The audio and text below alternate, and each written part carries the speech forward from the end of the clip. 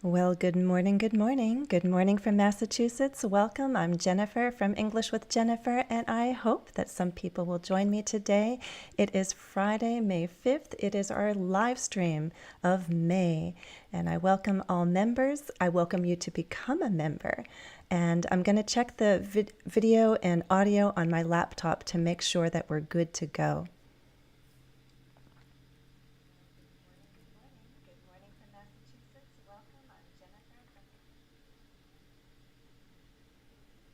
Okay, looks good on my laptop. I hope that you can see me and hear me well.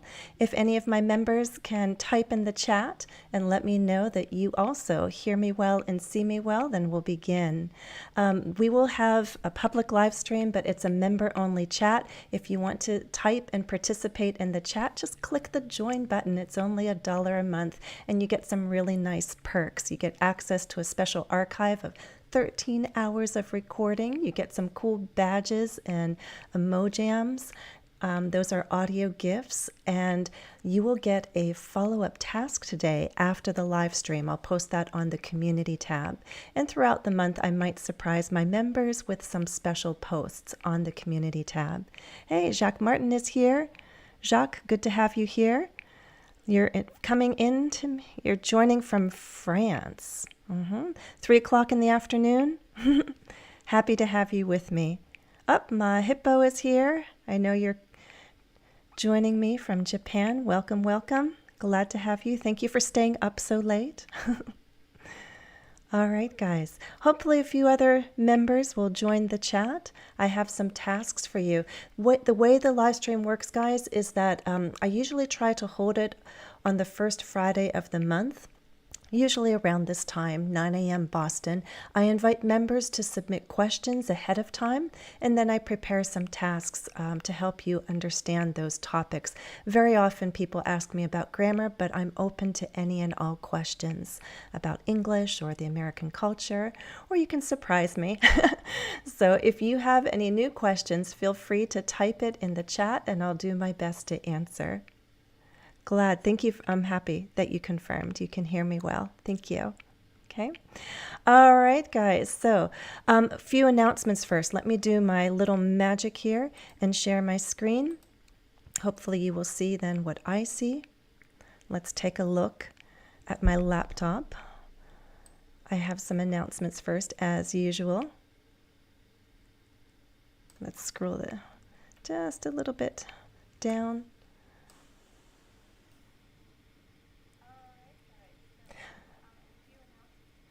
I'll be checking my laptop so I can keep up with the chat. If any new questions are posted, I'll do my best to answer. I'll also try to make time towards the end of our live stream. We have at least 30 minutes together. If you can stick around, I usually go all the way to 60 minutes. Although I promise 30, I usually love studying with you and taking time to answer questions. So usually turns into a full hour together each month.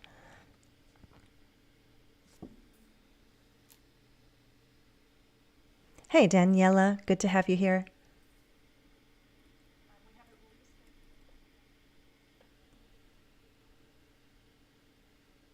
Alrighty. So again, there are lots of different ways to study with me. You're here on YouTube. That's wonderful. That means you're here.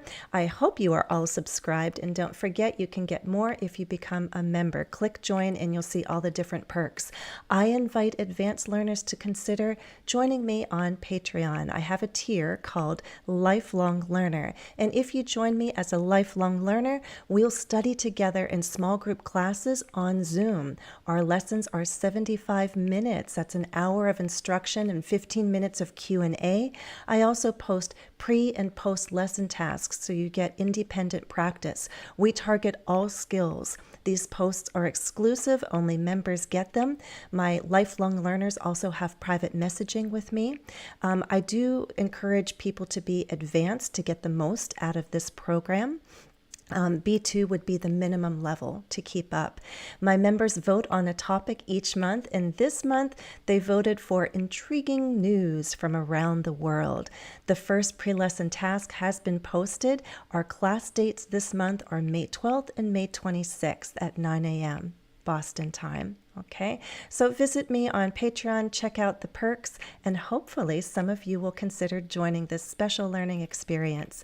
There's another opportunity on LingQ. This is a site run by Steve Kaufman. I had him on as a guest.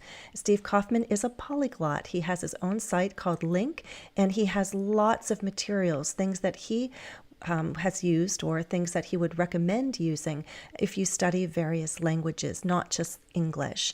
But I have an affiliate link. If you use that, you can sign up on LingQ. And I've also shared a course, a very short course on LingQ based on movie reviews.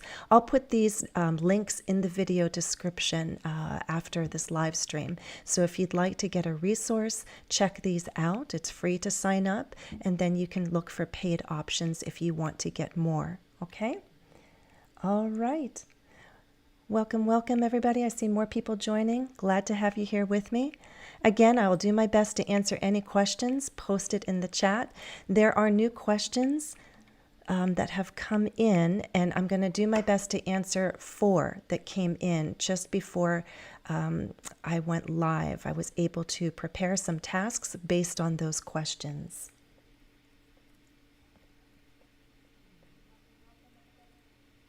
Okay. All right. I hope you can see this well. I'm going to go a little bit bigger so you can. I apologize. Some of you might be on phones, so the text, of course, is a little bit smaller.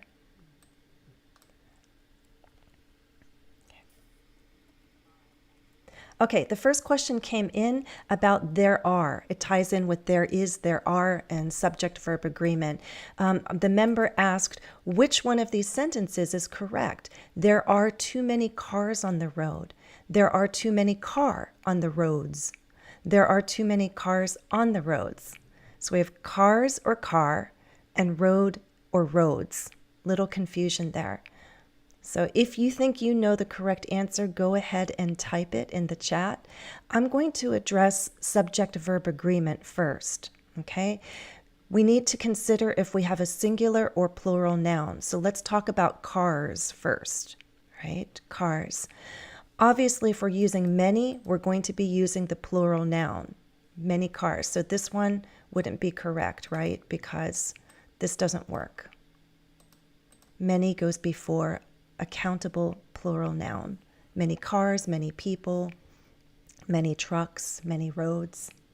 Okay. So let's go through these. Think about where the true subject of the sentence is. Number 1, there is or there are only one way to get there.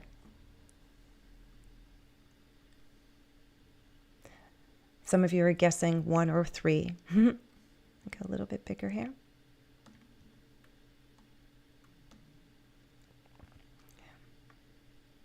We're focusing in on 1. Exactly, Daniela. Many plus plural. Okay. So in this sentence, there is only 1. Now in number 2, there is or there are at least 2 different ways to get there. Here's the true subject. At least 2. How many ways? 2 ways. So our plural verb is correct. Let's keep going and consider number 3, because I have a city bus and 2 big trucks in front of me. Let me pause for a moment and you guys tell me in sentence 3, which sounds most natural, there is or there are?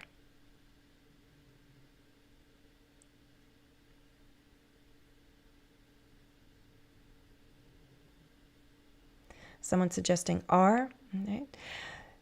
Usually what happens, at least in American English, is we consider proximity, meaning where things are located in a sentence, how close or how far away the subject is. Now, yes, we are talking about a bus and trucks, plural, but the bus is closer to the verb. So my gut feeling, my inclination, my instinct, I want to go with the singular because bus is singular. I would say there is a city bus. And this is especially common when we speak, because when we speak, we use the contraction. So most Americans speaking will say theirs. There's a city bus. There's a city bus. Sometimes we even use theirs before a plural noun. It's just something we do in speech. But again, proximity. This singular noun is closest, and so that's most likely going to be the choice that most American English speakers will make. Okay. With number 4,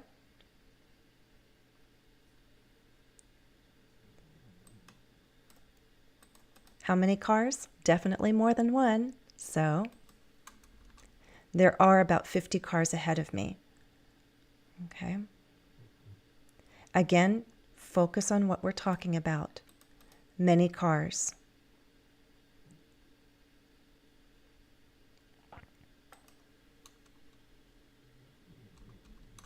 Okay? Why are there so many cars on the road? Whether it's a sentence, a statement, or a question, again, we look at the true subject of the sentence. Is it singular? Then use is or was for the past tense. And if it's plural, use are or were for the past tense. We know now that because of this, first of all, this person correctly wrote are each time because they're thinking plural. But the problem here is that car was missing the S. Number 2 is not an option simply because of that. Okay? But there's more going on here. Do we say on the road or on the roads? Yes, technically one person doesn't drive on just one road. They would never get anywhere. You have to take a number of roads to get where you're going, unless you're just visiting someone down the street, in which case you could probably walk instead of drive, right?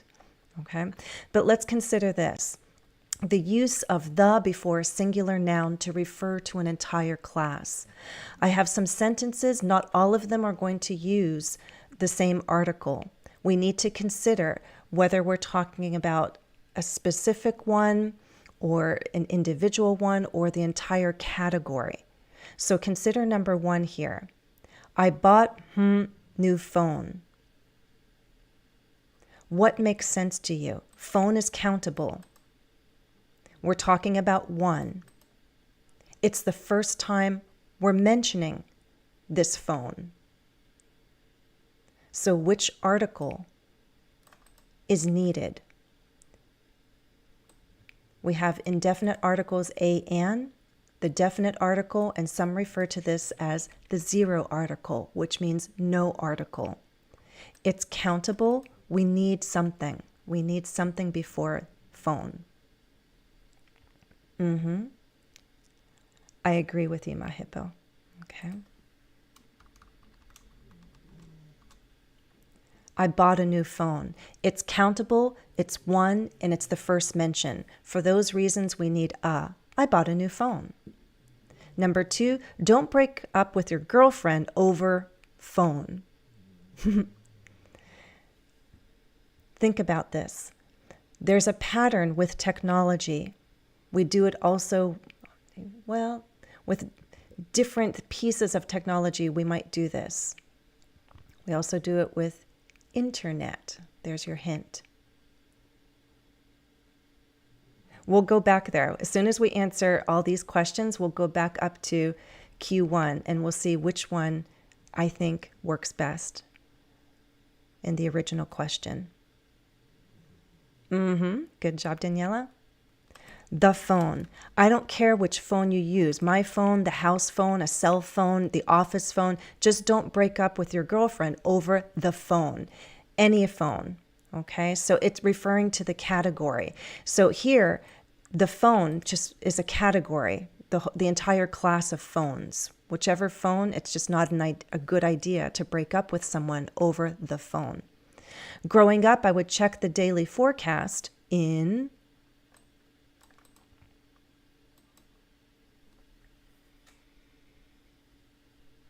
yes, Danielle, it's a general meaning.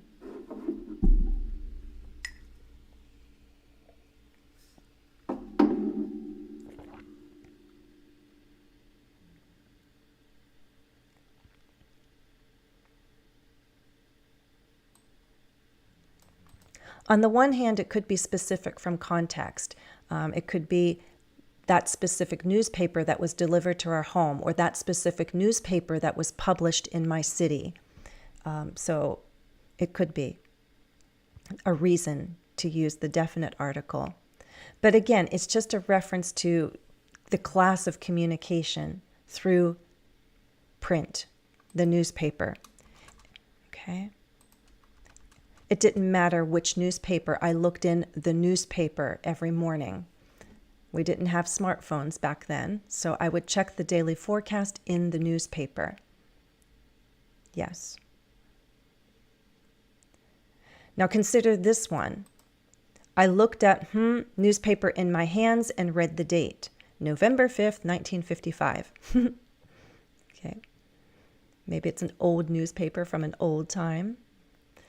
Grandparents or great-grandparents might have saved it for a later generation for some reason. Very good. Specific. Which newspaper? The one in my hands. So there are different reasons why we use the. It could be specific from context, or it could be a whole class of things. And it's really doesn't matter which one in particular. It's just the entire class of that object. Number 5, we're getting closer to the original answer. Be careful out there. This is plural. For that reason, we're either going to choose the definite article or no article. Yes, Manuel. Good job. The roads are icy. It's just a reference to the entire class. All roads out there. It's not necessarily the road. Well, it could be specific from context in the sense it's the roads in our town, the roads in our area. But in general, we could say the roads are icy. But look at this one. This one is, I am speaking about the roads plural because I'm thinking about the ones in my area. Let me take it back. 5 and 6. I thought about how I constructed these sentences. When you drive, pay attention to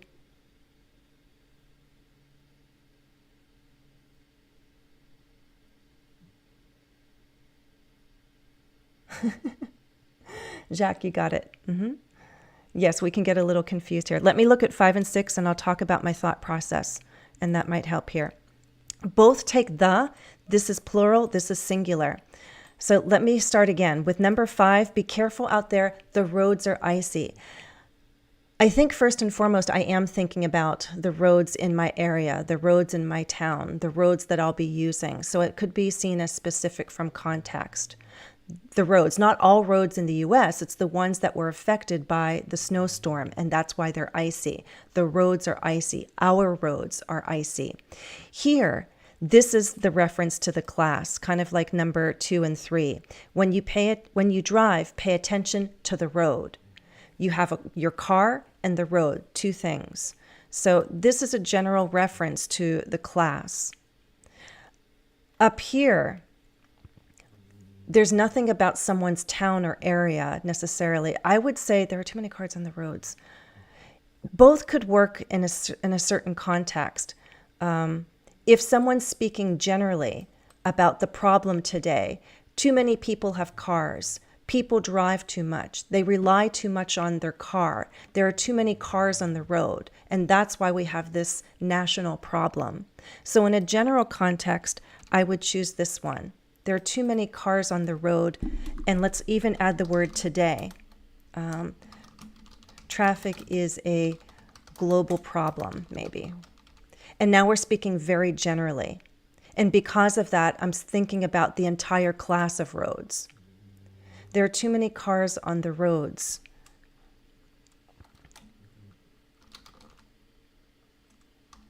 Every single one of them was... Every single one of... There are too many cars on the roads.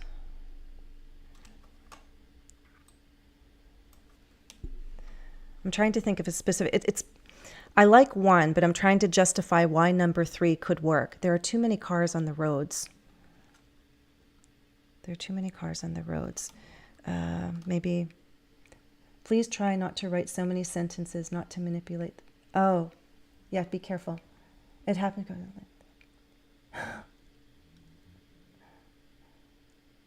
That's okay. As long as we're sticking to the exercise, guys. Okay? There are too many cars on the roads. I like number 1 better. Why would number 3 work? There are too many cars on the roads around here. There are too many cars on the roads around here. Maybe that is enough, because now I'm talking about all the roads around me. Kind of like the roads today are icy, the roads in our area. So maybe 3 could work with the plural, because I'm thinking about each and every road in my town, in my region. There are too many cars on the roads around here. I prefer number 1 in general, especially when we think about this as a general problem, right? And again, I'm referring to the whole class. I hope that makes sense. So first of all, we agree that we need are because we have many cars as the subject. Then my preference is for this one to refer to the entire class, the entire group.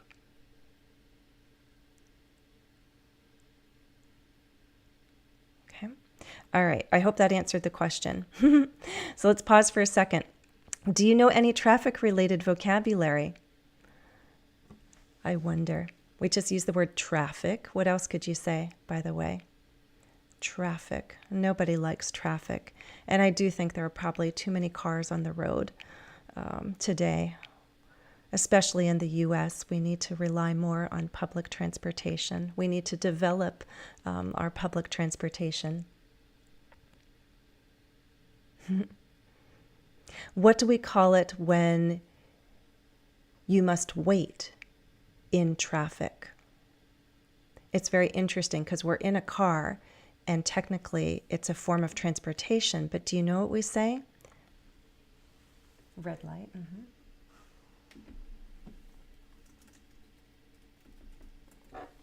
Sit in traffic. We sit in traffic. I hate sitting in traffic.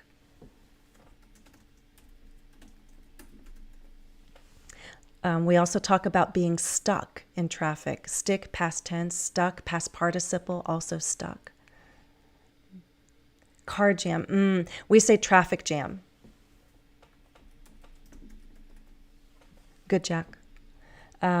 Traffic jam is what we say. It was a traffic jam. All the cars were very closely together. We're close together. And what else would I say? Bumper to bumper traffic.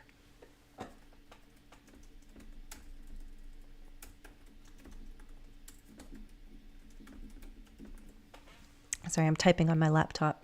Bumper to bumper traffic. The things in front that protect a car from if we tap into another one, or also in back. Those are bumpers, front bumper, back bumper. So bumper to bumper traffic is when the cars are all very close together. We're all sitting in traffic and we can't move. Mm-hmm. We also refer to bottleneck. You know, like you have a bottle and it gets really narrow on top. Bottleneck. This happens with the road designs, right? Like there's 5 lanes, becomes 3, becomes 2. Maybe they're doing construction. All of a sudden, 5 lanes are down to 2 and there's a bottleneck, and that creates a traffic jam. Everyone's trying to get through this tight passage until it opens up again into 4 or 5 lanes. Bottleneck. Hopefully you won't have to use this vocabulary too much, but I fear some of you will. So in order to describe it, you can use these words. Say, I don't like sitting in traffic, or I was stuck in traffic. That's why I was late.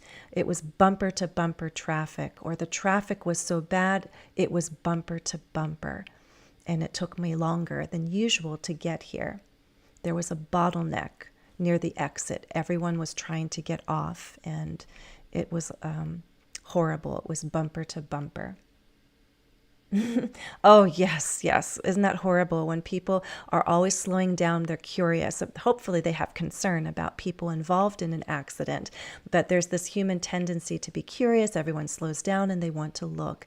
I like to think they're slowing down just to be very cautious and to get around the accident. But sometimes there's no need to really slow down, and people do anyways because they want to look. That's a good point. Hey, Stunning Lad 1 is here. Okay, so again, if we go to the first question, I'm going to say this is not incorrect. It's just I had to work really hard to think of a context where it would work. I think my preference is for number 1. There are too many cars on the road today. Traffic is a global problem. Okay. All right, let's move ahead to question 2. This was an interesting request coming from Stunning Lad 1. Reducing the use of the forms of be in paragraphs would be good to practice. Yes, we all know that sentences using there is, there are not dynamic, meaning very energetic and lively, descriptive. But how can one avoid them? So I had some fun. I've been testing out ChatGPT in different ways, and I thought, hey, let's use it.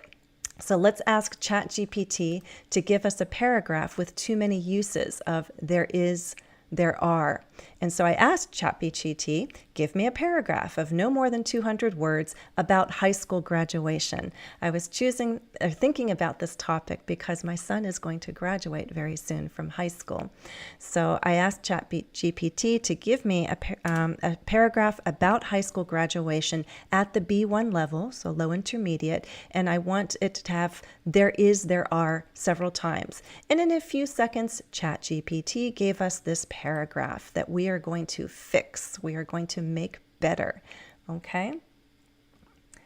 I apologize again. I'm going to see if I can zoom just a little bit like that. Let's take a look at the laptop here, and I will see if it's big enough to read.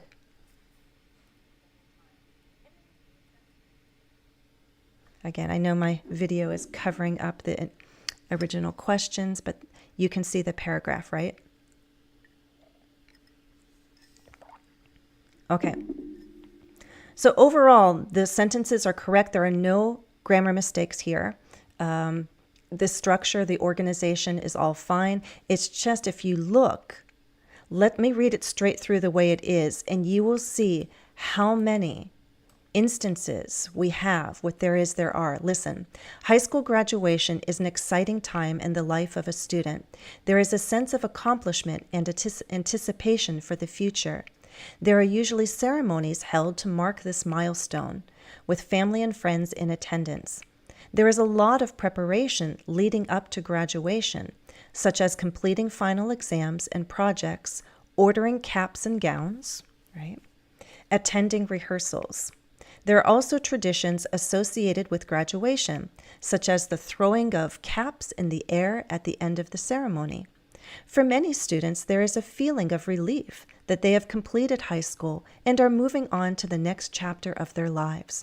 There are also often speeches given by teachers or students reflecting on the experiences and lessons learned throughout high school. Overall, nice concluding transition. Overall, there is a mix of emotions on graduation day, but it is a memorable and significant event in the lives of many young adults. Okay. Before I start fixing this and improving it, do you have any questions about vocabulary? Okay. As I said, there are no grammar mistakes. It's nicely organized. We have a topic sentence, a lot of supporting points, and a good concluding sentence with a transition. Okay.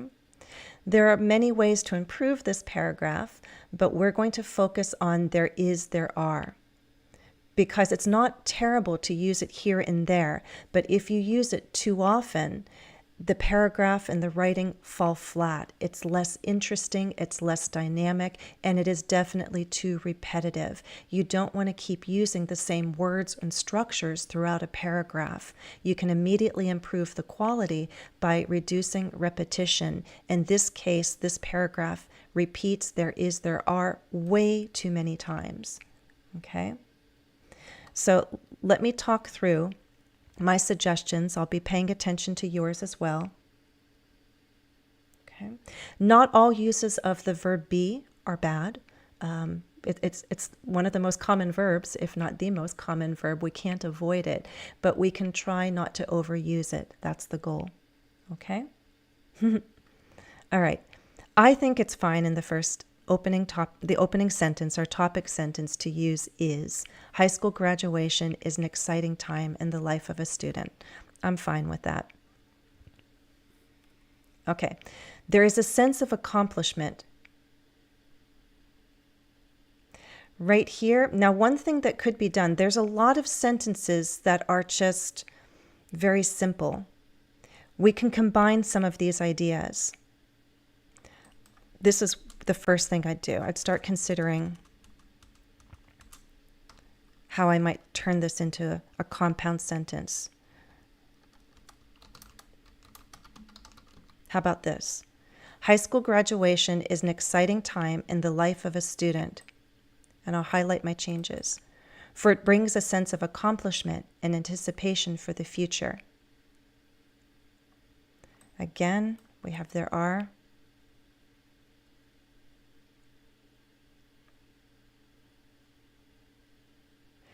I might take the idea of family and friends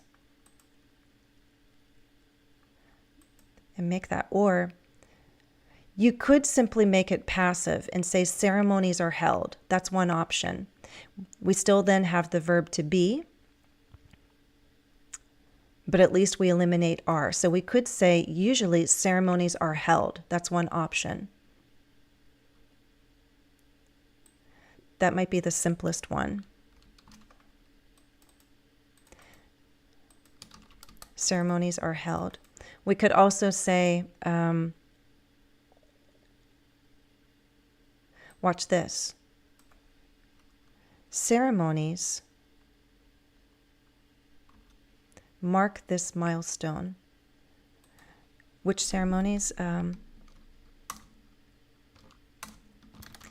number of ceremonies mark this milestone. And you could move this. Possibly. A number of ceremonies with family and friends in attendance mark this milestone. So your choice. I kind of like the passive, right? Ceremonies are held to mark this milestone. This is a second variation. A number of ceremonies with family and friends in attendance mark this milestone. Here we go again. There is. There is a lot of preparation leading up to graduation. Again, I can take this out and focus just on preparation. And then I'm just going to switch this to the main verb. Much preparation leads up to graduation, such as completing final exams and projects, ordering caps and gowns, and attending rehearsals. Here, we might just move with the passive. Traditions are associated. Again, we might need a quantifier. Lots of preparation. That could work. Much preparation, lots of preparation. Numerous traditions, several traditions. It depends what you have in mind, right? Various traditions.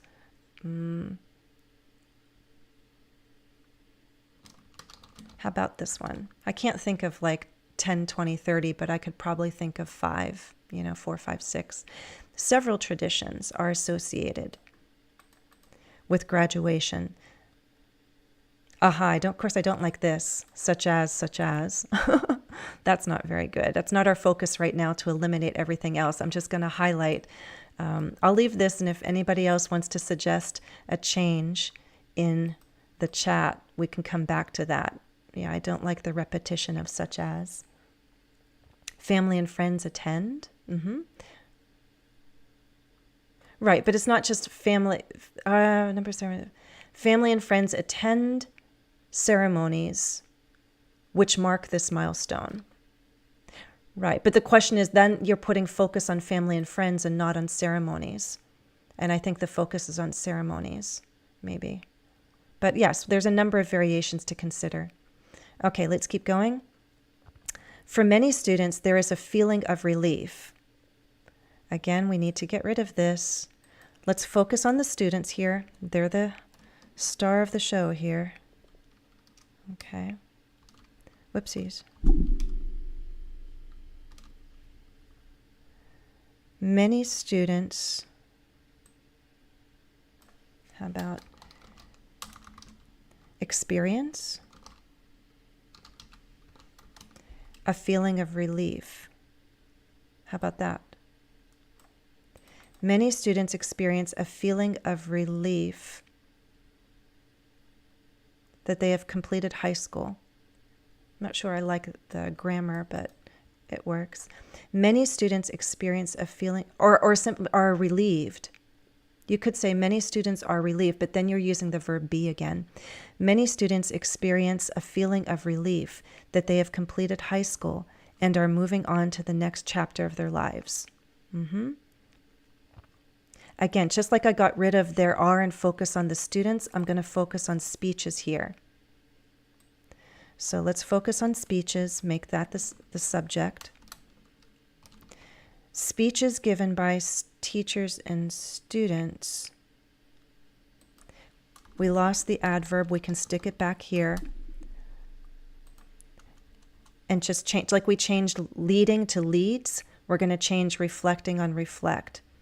So speeches given by teachers or students often reflect on the experiences and lessons learned throughout high school.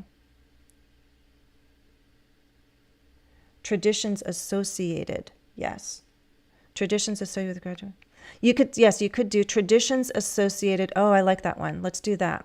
So how about this? Traditions associated with graduation, and then you could do include. Then we got rid of such as.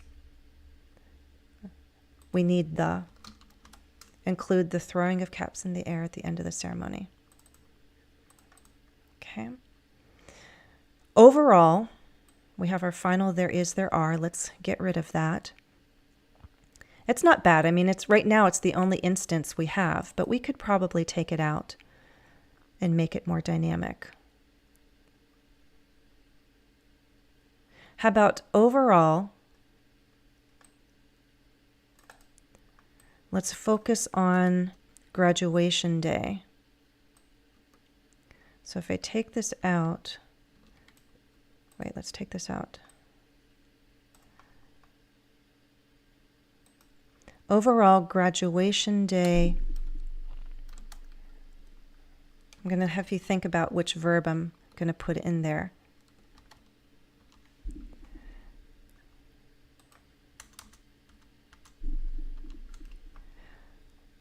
I already have brings up here. Calls forth, evokes. There's a good word. Do you know that word? Evokes. Graduation day evokes, meaning calls forth, brings out, it prompts, causes. It's a bit more academic. Graduation day evokes a mix of emotions, but it is a memorable and significant event in the lives of many young adults. Okay? So what you saw is we still have the verb to be throughout, but the there are structures have been reduced, if not eliminated. And this creates a stronger writing sample. It becomes more dynamic. We're shifting the focus where it needs to be shifted. So this is an interesting task. I wanted to show you the prompt that I used because you could do this for fun too. You can go to ChatGPT. Instead of 200 words, you can do 100 words. If this was a little difficult, you can shift it down to A2. So you can use a prompt like this, get your own paragraph and do the same thing. Think of ways to reduce the uses of there is, there are. What ways can you come up with? Okay, So there are fun ways. There are fun ways to use ChatGPT for language practice. ChatGPT has been saving me time when I want to come up with something that has errors, that has weaknesses, and then there's a text to improve. You could also get ChatGPT to help you improve it. So you could also compare what you came up with to what ChatGPT is recommending. Okay? All right, let me read it straight through because this could also be an oral reading text. If you want to do some oral reading practice, this could work for you, okay? Let me read it through. You could also mark it up, mark your thought groups. Where do you hear the pauses? Listen, let me take a sip of tea first. This is a long paragraph. Okay. High school graduation is an exciting time in the life of a student, for it brings a sense of accomplishment and anticipation for the future. A number of ceremonies with family and friends in attendance mark this milestone. Much preparation leads up to graduation, such as completing final exams and projects, ordering caps and gowns, and attending rehearsals. Traditions associated with graduation include the throwing of caps in the air at the end of the ceremony. Many students experience a feeling of relief that they have completed high school and are moving on to the next chapter of their lives. Speeches given by teachers or students often reflect on the experiences and lessons learned throughout high school. Overall, graduation day evokes a mix of emotions, but it is a memorable and significant event in the lives of many young adults. Okay. Some good vocabulary here. I also like mark this milestone. That's a good collocation. Let's take this one out. We fix that. Okay. All right, so I encourage you to look it over, possibly consider doing this exercise on your own, and also using the recording that I just shared with you for oral reading practice. Okay, let's move on. I don't see any other questions posted, so we have 2 more questions to get through. Question 3 was a very broad request. Teach us future seen from the past. I usually say future in the past. And the 2 structures that come to mind immediately are would or was, were, going to. Okay, so I have a couple of, examples here. And then you can tell me what you do for 3 and 4. Look at 1 and 2. These are my examples. I thought I was going to teach Russian, but I became an English teacher instead. Right? There was a point in my life when I was in college, so I was like 19, 20, 21, 22, and at that past point, I was thinking about my future, and the thought in my head would have been said in the present tense. I am going to teach Russian. I am going to be a teacher. But it's kind of like reported speech when you have to shift back. So at that time, I would have used be going to or will.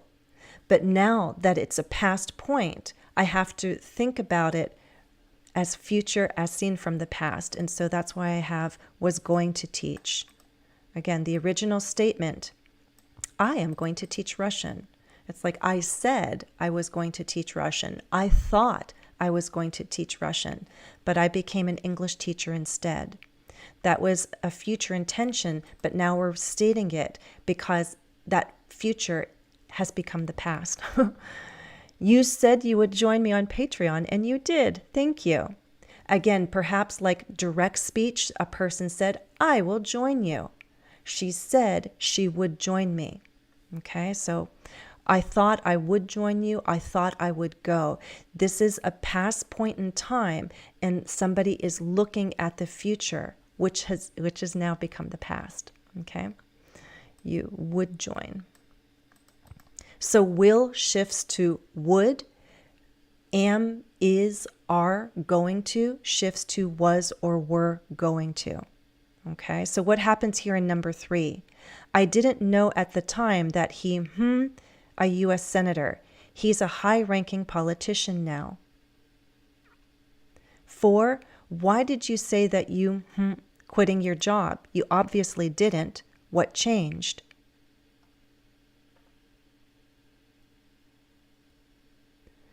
What would you do in number 3 and 4? Think about the person's original words. Did they use will? Did they use am going to, are going to? And shift it back. What was the original thought at that time as the person looked toward the future? Now it is the future. It's the present has become the future. So on May 5th, 2023, let's talk about future as seen from the past. By the way, I think every so often I will use the long form, like 2023, but I mostly do use the shorter form, 2023. I was recording a video the other day and I caught myself saying 2012, and then I decided to switch it to 2012. But it's true, at that time, I think I was still saying 2010, 2011, 2012, and then little by little I switched. 2017, 2019. Now definitely we're in the 20s, so 2020, 2021 is the preferred pattern. Okay. My hippo. Yes, I agree with you. So back then, if somebody had a crystal ball and looked at his future, they'd say, you will become a senator. But I didn't know at the time that he would become a senator. Would become. That was his future. And I didn't know it. Will he become a senator? I don't know. I didn't know he would become a senator. Let's say the person in number 4, we were having this conversation 2 months ago, and the person said, I'm going to quit. I don't like my work. I want to quit. I'm going to quit my job. Am going to quit. That was their intention. Am going to quit. Shift it to the past.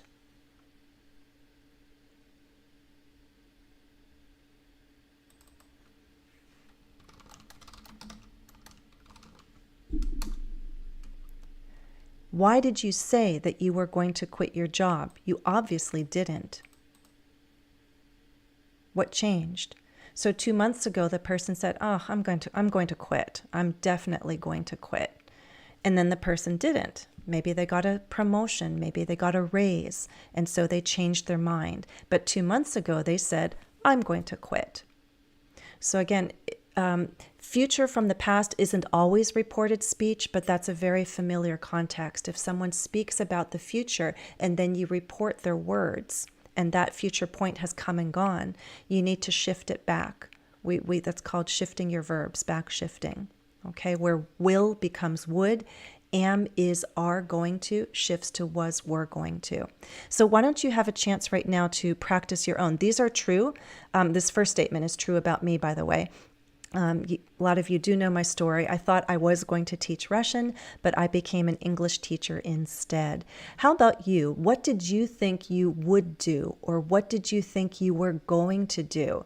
And what changed? Or maybe you did, I told everyone I was going to become a teacher, and I was right. I did. So that part of my prediction or intention never changed. I knew I would teach. I knew I would teach. Back then, I know I will teach one day. But right now in 2023, I knew I would teach one day. But I thought I was going to teach Russian, but now I'm teaching English.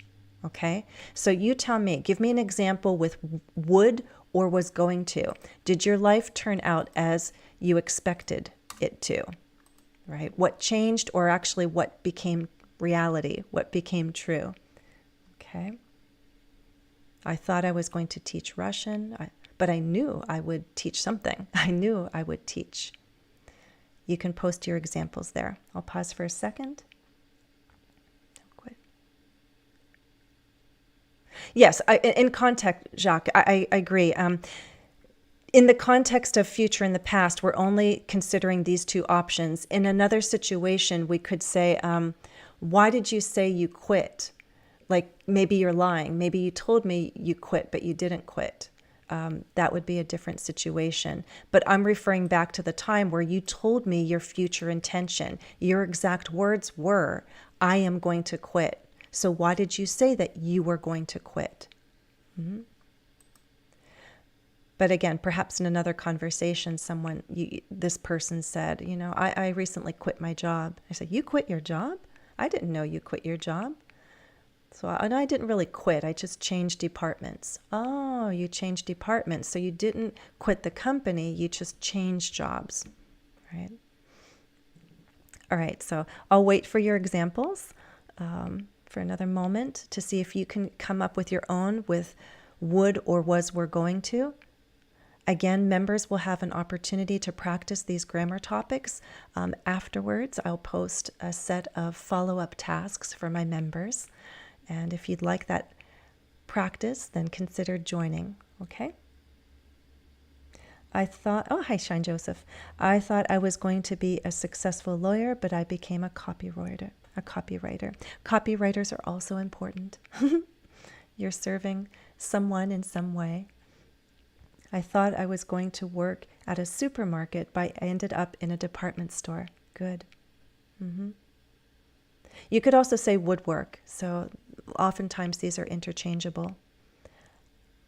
Right? That was your thought. Oh yeah, I'm going to work at that supermarket. But then things changed and things turned out differently. Okay, good job. Okay, final question. Someone asked about this is another broad topic, so this is short practice on modals. This form should be plus ing. So someone is asking about a modal verb like should, and then the progressive form, be plus ing. That's a present participle. Should be doing, should be going, should be living. Modal verbs have been plus ing. He might have been playing. I can't decipher the meaning of it, meaning I can't figure out the meaning. Well, we'll figure it out together, okay? All right. So we need to tackle modal verbs in progressive forms and perfect modals, which make use of have as a helping verb, okay? So the main verb is going to be in the present participle, and then we have helping verbs, either should be or the modal have been, like should have been doing, might have been doing, could have been doing. Why do we use those forms? Okay. Number one, let me scroll down a little bit. There we go. You sound tired and bored.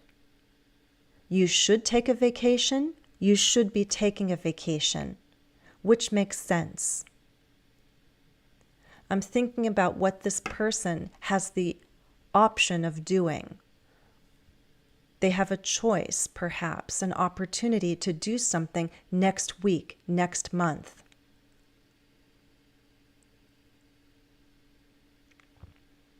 Which form makes sense to you? Remember why we use progressive forms in general.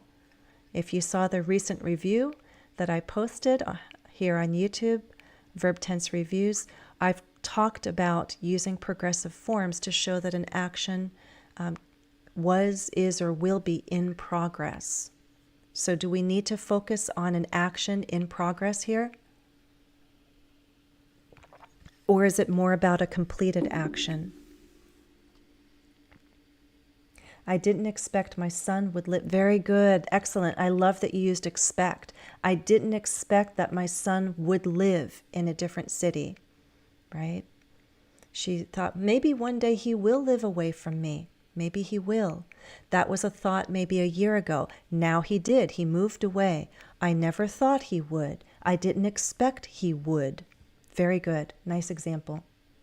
Yes, we don't need to focus on any progressive action here. Just do it, right? So we don't need progressive here because there's no action in progress. You sound tired and bored. Take a vacation. You should take a vacation. What am I doing in this office? Picture this. Somebody's not happy here. I could relax on a beach. I could be relaxing on a beach in the Bahamas at this very minute. So let's say, I don't know, this guy right here is sitting there looking like he's busy, but he's not busy because he can't even focus. He's so bored.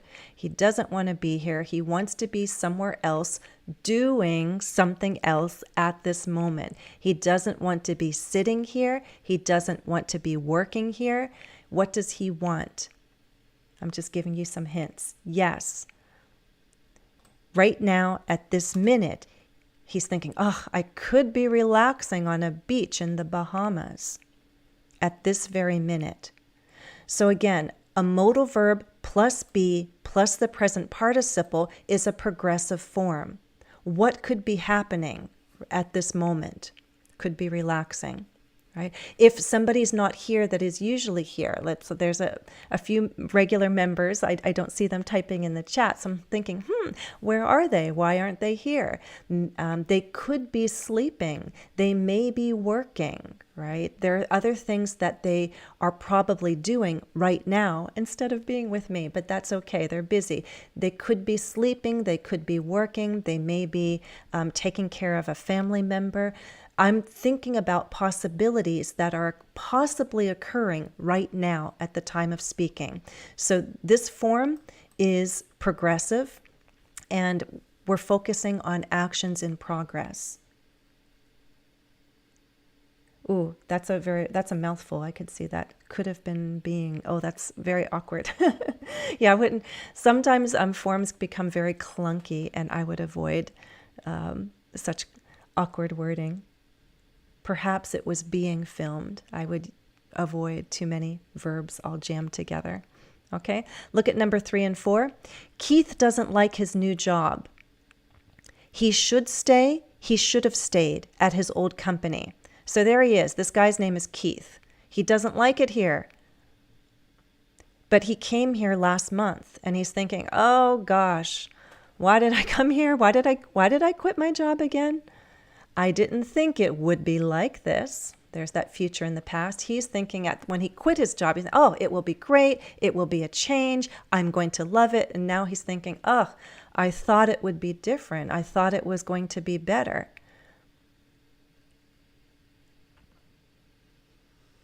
So do we say should stay or should have stayed?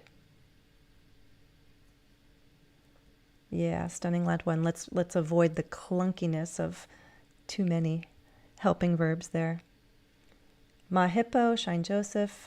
Two minds think alike. Two great minds are thinking alike. A third one is chiming in. I agree with you guys. This is looking at the past. This is something that was possible but did not happen. This was a past possibility, but we're looking at it and it's too late to change it. So I'm thinking about my advice or a suggestion that can no longer be taken, right? At the time I said, oh, just stay, you should stay. But he already left. He should have stayed. And he also is thinking this thought, oh, I should have stayed. Why did I go? I could have stayed and gotten a promotion in another few months. So we're using these perfect forms to refer to a past period. So up here, this is present future, right?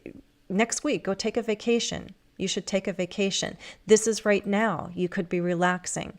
This is the past. He should have stayed at his old company. Why did he leave? Things were pretty good. Where was Keith this morning? Why didn't he come to the meeting? This morning. Right now, it's already 10 o'clock, at least here it is in Boston. Let's say our meeting was scheduled for 8:30 this morning, and Keith didn't show up. Where was he? Where was Keith this morning? Why didn't he come to the meeting? And someone's trying to be nice and think about possible reasons. What could have been happening at that time to prevent him from arriving on time for the meeting? He might sit, he might be sitting, he might have sat, he might have been sitting in traffic. Past, and now you also focus. Did it happen? Was it happening? Does progressive make sense? I see one person, Stunning Lad, has suggested one version. Does anyone agree?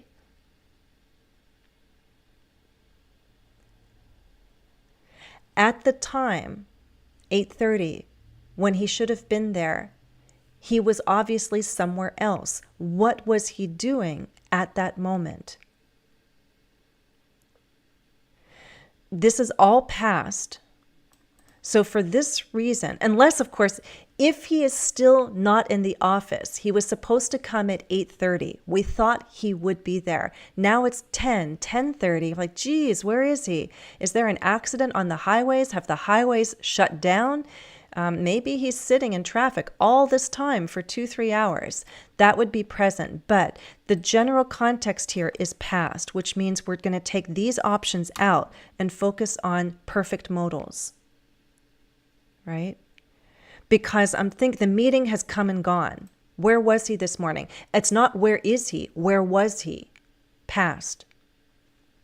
And now the process of waiting, sitting, he didn't just sit.